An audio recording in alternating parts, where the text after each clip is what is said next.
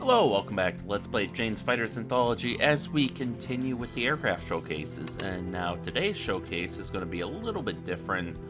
It's the first of our basically big, large aircraft showcases. So no weapons. Excuse me. The AWACS platforms do have sensors, but that's about it. So instead of doing the usual, what I have for this one, it's just a very simple scenario set up. Basically, we're going to simulate Air Force One coming in with two F-22 escorts, and they're going to land at Southampton because for whatever reason they don't have London's airport. So I think it's a pretty standard cross-Atlantic trip for the president to visit the UK, you know, between the special relationship or partnership and, you know, just our combined history and common interests. So that is what we will be doing today. Yes. Alright. So here we are, just a brief look at the model, and it's pretty darn good. Especially considering the fact that I don't think it's used once in the game. At least for the campaign missions. Maybe, I don't even think for the single missions, but you got the nice seal there, the United States of America. You even got the little emergency tape outside the door. So let's just reset our view. You can see our F-22 escort here. Very cinematic. Where's my F9? There it is. So we are just doing a very simple run here. Like I said, we're going to basically cruise on over to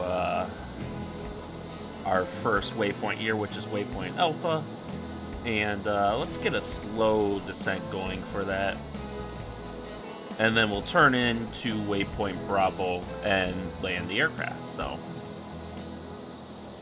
let us begin. So specifically, this episode we'll be dealing with the history of the VC-25A, since obviously there's several aircraft that have held the distinction of being Air Force One at various times throughout history. So this is just what most days people associate with Air Force One VC-25. And the Boeing VC-25 is a military version of the Boeing 747 airliner, modified for presidential transport and operated by the U.S. Air Force as Air Force One and Air Force Two. Now, the Air Force One call sign is not permanently assigned to this aircraft. It goes to whatever aircraft the president is flying on at the time. Likewise, you have Marine One, which goes to any helicopter the president might be flying on at any given time. And in a lone case, there was Navy One, which when George W. Bush took it was a Viking variant.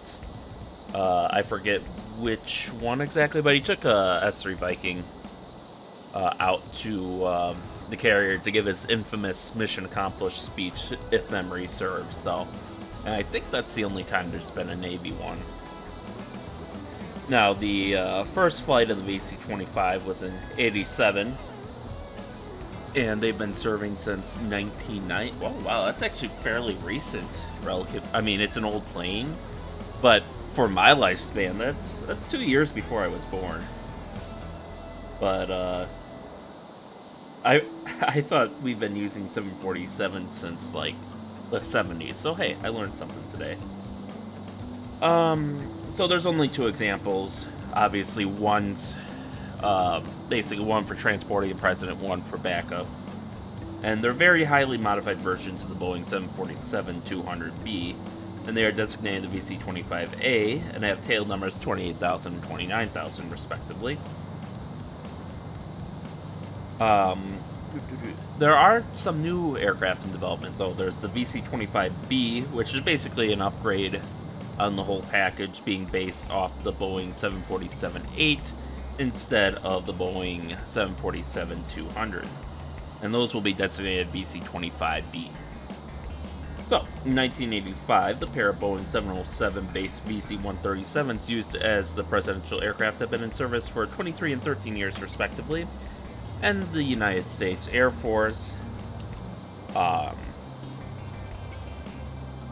I lost my spot, and the USAF began searching for an eventual replacement. The request for proposal issued stated that the aircraft to be selected should have at least 3 engines and an unrefueled range of at least 6,000 miles. Both Boeing with its 747 and McDonnell Douglas with its DC-10 were in competition to be selected, with Boeing being the eventual winner. Fabrication of the current 747s began during the presidency of Ronald Reagan. The VC-25s were completed in 1986 and first flew in 1987. The interior designs are created by First Lady Nancy Reagan, who used designs reminiscent of the American Southwest. Problems with interior... What? Okay, that's weird. I don't know why we got a mission accomplished all of a sudden, but whatever. I did assign the F-22s escorting me at an objective saying if I die, they fail the mission, but I never assigned any win condition either, but whatever. Problems with interior wiring for communication systems delayed delivery of the 2 aircraft until 1990 during the administration of George H.W. Bush. The Air Force reported that the operating cost for each VC-25A in 2014 was $210,877 an hour.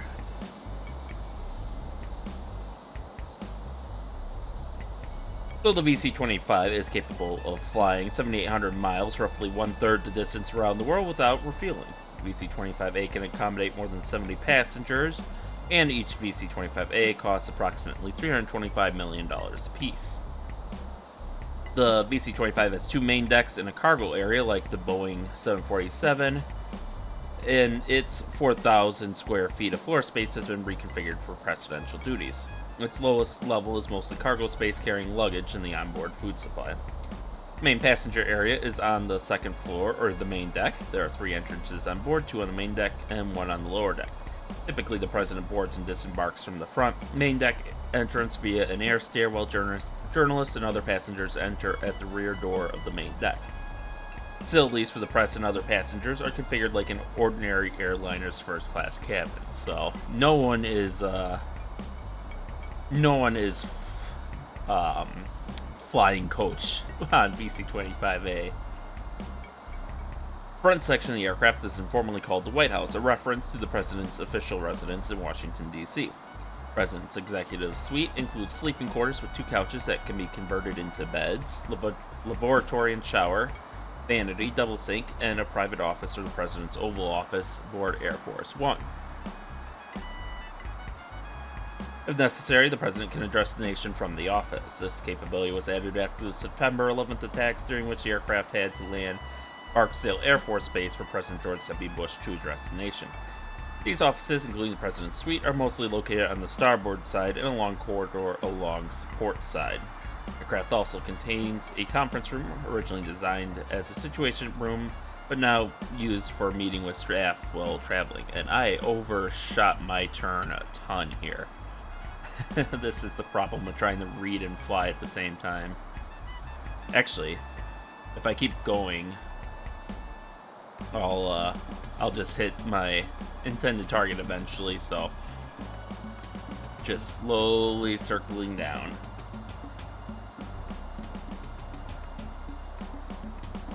And we could probably come out of our dive a little bit.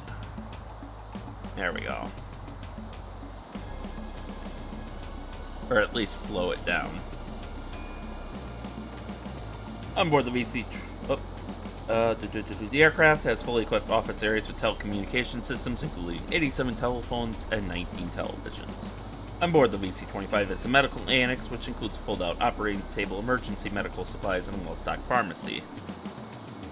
George W. Bush had a treadmill added to Air Force One during his term in office. Every flight is staffed by a doctor and nurse. The aircraft is self-sufficient, such as carrying all the food it will need. Okay.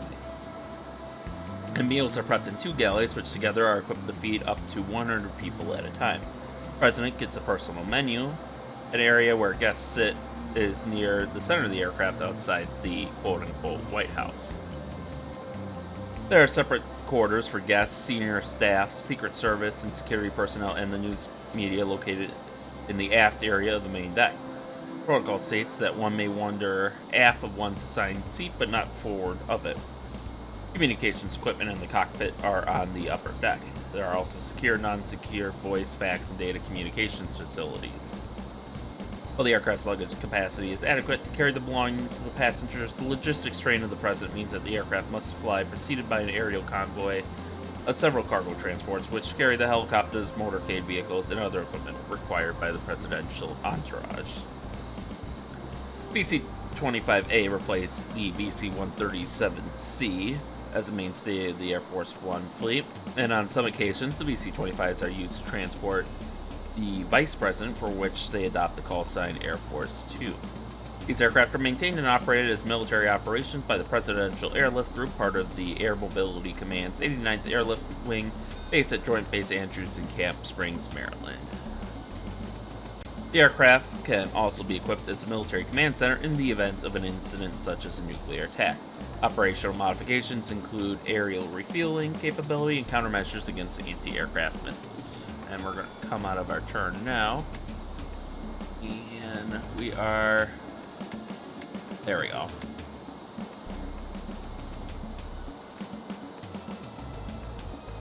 So Southampton is a little bit... Okay, we are lined up with the, more or less with the primary runway. Let's gain a little altitude just so we can see what's going on here before we land. The electronics on board are connected with approximately 238 miles of wiring, twice that of a regular Boeing 747. All wiring is covered with heavy shielding for protection from a nuclear electromagnetic pulse in the event of a nuclear attack. The aircraft also has electronic countermeasures to jam enemy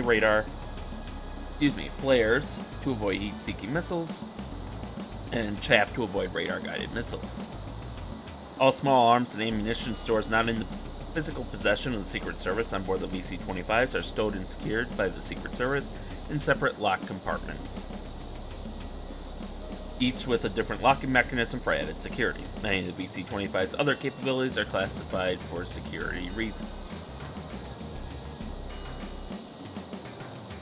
After a presidential inauguration resulting in a change in office, the outgoing president is provided transport on a VC-25 aircraft to their home destination. The aircraft for this flight does not use the Air Force One call sign because it is not carrying the president in office. For both Presidents Bill Clinton and George W. Bush, the flight was known as Special Air Mission 28,000, where the number represents the aircraft's tail number. Alright. Okay, I see the runway now. Unfortunately, this game does not have runways for large aircraft like this. So we are likely going to overshoot the runway a bit. We're almost home. Alright. I want to start slowing down now. Actually, I think we're approaching from the wrong way, but I don't care enough to circle around.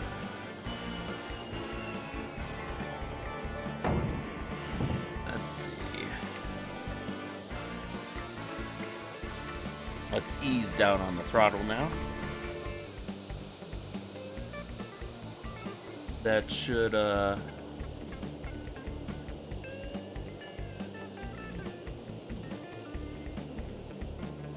ease down a little more. VC-25As have also been used to transport deceased former presidents as the guest area after the White House has chairs and tables that can be removed and the casket laid in their place. Clear to land. Alright, let's get a little more thrust. Wind at 10 knots. A little more thrust.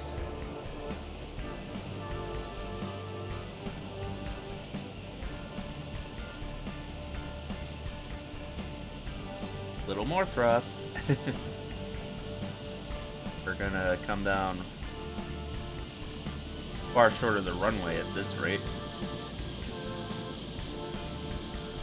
Okay. There we go. think we've leveled out. Now I'm just trying to align here.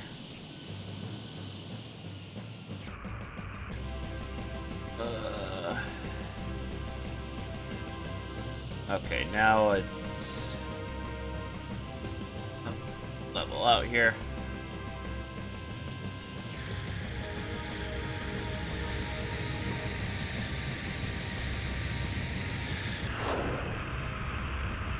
Okay, just short of the runway, but again, like I said, the runway is going to be far too short for us. But otherwise, the lineup was pretty perfect. Obviously, I came in way too low, but there you go. Air Force One has landed. Look at those two-dimensional wheels. It's just a picture. Oh, actually, we managed to stop in time. Kind of surprised.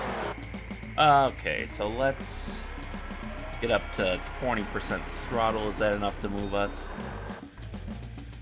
25, 30, 40. There we go. It takes a lot of thrust to move this sucker on the ground. The bodies of Ronald Reagan, Gerald Ford, and George H.W. Bush were transported to Washington for their state funerals and then on to their final resting places. Colonel Mark Tillman, pilot for President George W. Bush, said, "We'll take care of the president from basically when he's in office to when he lays in state." For the funeral of President Ronald Reagan in 2004, Tillman said that the crew converted the front of the aircraft to look the way it would have appeared when Reagan was president. President and Nancy Reagan's Air Force One jackets were placed on the chairs to make them feel at home. A specially designed hydraulic lifter, similar to the type used by airline catering, with the presidential seal affixed to the sides, lifts the casket up to the portside aft door to enter the VC-25A. Tradition of placing caskets in the passenger cabin dates back to the assassination of John F. Kennedy, when the crew did not want the president's body placed in the cargo hold, and again during the state funeral of Lyndon B. Johnson. Now, the VC-25A aircraft are aging, have become less cost-effective to operate, so the Air Force Mobility Command investigated possible replacements, and they considered the Boeing 747-8 and the Airbus A380, although obviously, for publicity reasons, if nothing else, I don't think they were ever planning on giving the contract to Airbus for the presidential airliner, essentially. So they eventually, they issued the notice requesting proposals on January 7th, 2009.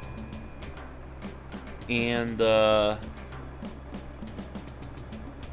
Airbus, in a way to save face, said they wouldn't respond because they didn't want to spend the money to set up manufacturing facilities in the U.S. to manufacture only 3 aircraft, saying it didn't make financial sense for them, which it probably didn't, but I guess that avoided them having their submission rejected by the Air Force, and then, years of litigation following that, saying Boeing was illegally favored and such, which would probably be true, but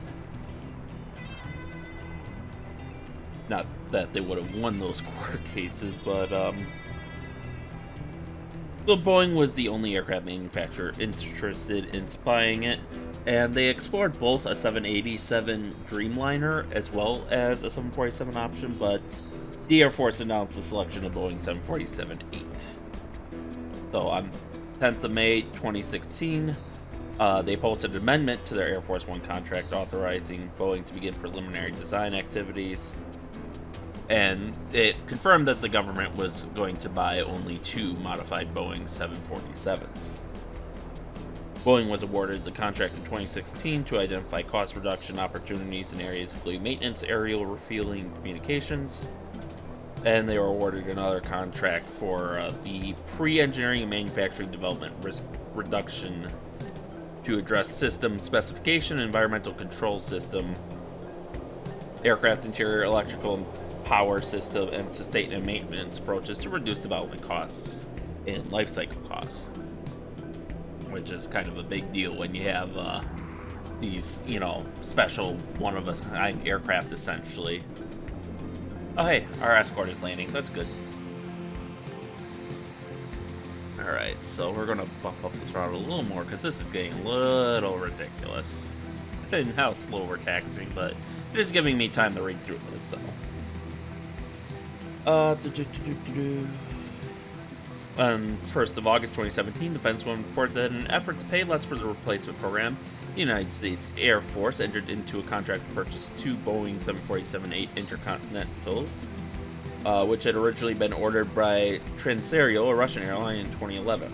Before they could be delivered, the company filed for bankruptcy and was closed down, with the 2 aircraft stored at the Southern California Logistics Airport in the Mojave Desert to prevent corrosion. So, they basically they had 2 aircraft made, but the company went bankrupt before it could be delivered. So we basically bought the aircraft and merely modified it instead of building them from scratch in an effort to save costs.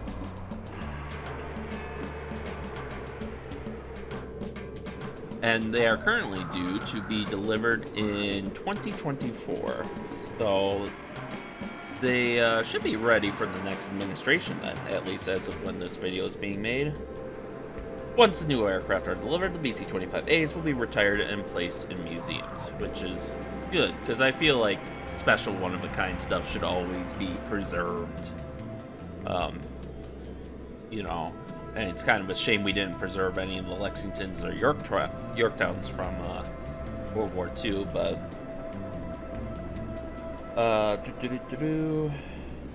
So then Trump in 2019 announced his plans to basically modify the livery from the traditional white and ultramarine shades to one of red, white, and blue, which, for as much as I mean, I'll be honest here, I don't like Trump at all, but honestly, I think I do like the red, white, and blue appearance better than the weird off blue, or ultramarine blue as they call it. Because it's like, show me where in any of our,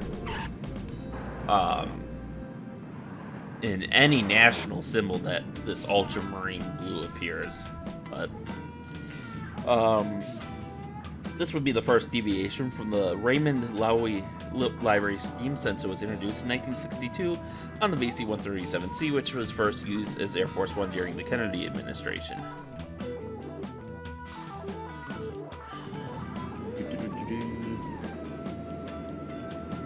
So after the commercial interiors, engines, APUs, and other components were removed from the airframes, modification work started in March 2020 at the United States Air Force's Kelly Field in San Antonio, Texas. The first phase of the work involved structural modifications to install the internal air stairs. The 747s are now undergoing modification work at the Boeing's San Antonio facility in 2021, and they are expected to enter service in 2024. And in April 2022, Boeing CEO Dave Calhoun revealed that he expects the company to have a loss of $660 million on the VC-25B program after the contract was renegotiated by President Trump. Which is probably an acceptable loss. All the politics aside and stuff, it's probably considered... It's a very high loss, but probably something somewhat acceptable for them, as Air Force One does kind of serve as marketing for them. Leader of the most powerful nation on Earth chooses Boeing for his aircraft, so why don't you choose Boeing for your aircraft? That kind of thing. And marketing cannot be overstated. So, the crew of the Boeing 747 actually has of the VC-25A has 26 crew members, 2 pilots, a flight engineer, navigator, plus mission crew and cabin crew, and it's got a reduced capacity of 76 passengers because of the security arrangements, all the extra equipment that has to be installed for comms and war and whatnot, security, as well as just their lavish living conditions. The aircraft is 231 feet and 10 inches long, with a wingspan of 196 feet and 8 inches, with a height of 63 feet and height and 5 inches. So these are big planes. They are ginormous. Max takeoff weight is 883,000 pounds, so these are freaking heavy planes too. Power plant is 4 General Electric CF6-80 C2P1 turbofan engines, outputting 56,700 pounds thrust each, with a maximum speed of 547.5 knots at 35,000 feet, which translates to roughly Mach 0.92, with a cruising speed of 500 knots at 35,000 feet and an unrefueled range of 6,800 nautical miles. And their service ceiling is 45,100 feet. So that about sums it up for today. So since it looks like our F-22 buddies are entering the AI death loop of land takeoff, land takeoff, land takeoff, I think we'll end it here. Mission outcome success. Wait, protected the two front. What? Whatever. It doesn't matter. So that is a brief overview of Air Force One, and I hope you enjoyed the episode. So just a heads up, there may be some. Obviously, there's been some scheduled disruption this week because of Memorial Day activities. There's probably going to be disruption next week too, because most of the time that I would be using to record next week's episodes are going to be taken up by an air show. I will have video from the air show, much like I did for the Oshkosh Veterans Museum open house. So stay tuned for that. But I will try to get as much done this week as I can to avoid, or at least minimize, any disruption in the schedule. So with that, thank you all for watching, and stay tuned for next time, and stay safe out there, and we'll see you then.